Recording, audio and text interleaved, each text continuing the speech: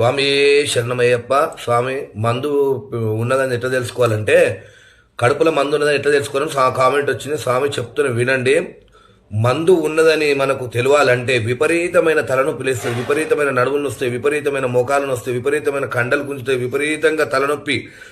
ఈ నొప్పి ఇంత అన్నం తినేటోళ్ళు ఇంతే అన్నం తింటారు. కొంతమంది ఏమో మందు సీసలు రుద్దుతారు. ఆ మరుగు మందు సీసలు రుద్దుతే ఆ మందు తాగండి అనుకో, డైలీ మందు తాగుతుంటారు. మందు మీదనే ఉంటుంది అది జాత మొత్తం. ఇక ఇంకోటి మళ్ళీ కొంతమంది సంపనికి సాంశరణం గానికి, పక్కగా ఎండిపోనికి, సర్వనాశనం గానికి, సంసారాలు ఎడవానికి పెడతారు. ఈ మరుగు మందు పెట్టేటోళ్ళకు చాలా వరకు వాళ్ళ పుల్లవాడు సాంశరణం అవుతారు. కాకపోతే మీరు ఆ మరుగు మందును తగ్గించుకోవాలనుకుంటే నేను చెప్తున్నా, కాకరాకు రసం, కాకరకాయ ఆకు రసం ఎడమ చేతిలో వండుకోవాలి. ఎడమ చేతిలో వండుకొని అది 10 నిమిషాలు వేడి చేయాలి. ఎడమ చేతిలో వెనుకున్న కాకరాకు రసం గడ్డగట్టినట్టయితే మీకు మందు ఉన్నట్టు. కడుపులో గడ్డగట్టలేదంటే మందు లేనట్టు.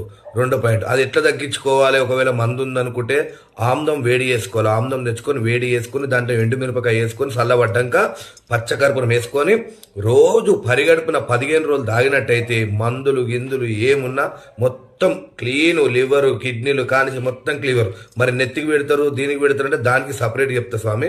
నా యూట్యూబ్ ఛానల్లో నాకు కామెంట్ పెడితే ఆ కామెంట్లో మీకు ఖచ్చితంగా రెస్పాండ్ ఇస్తా. మరుగు మందులు 18 రకాలు ఉన్నాయి, నెత్తికి కూడా పెడతారు. అది కూడా తగ్గించే దగ్గర ఉన్నది. స్వామి శరణం. ఈ రెమెడీని యూజ్ చేసుకోండి. స్వామి శరణమయ్యప్ప.